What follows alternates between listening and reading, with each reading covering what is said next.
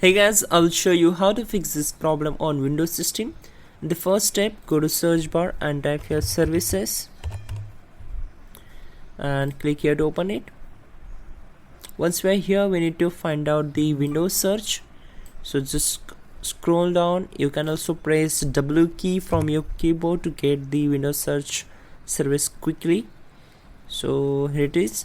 Simply right click on it, select properties, and we need to set startup type as disable. Just expand this. If you selected automatic, then select disable and then click on stop button. So the service letter should be stopped. Then click on apply and then OK. Now close this window. Now open File Explorer. Once we're here, we need to find out this PC. So just scroll down, select it.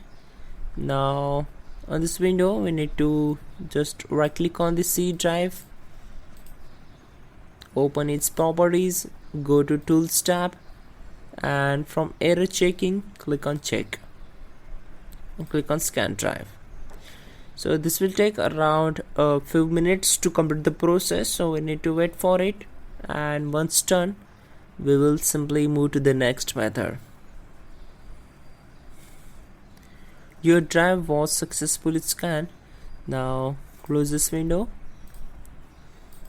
and that's it guys. Your problem will be solved. You need to just restart your system and you're good to go.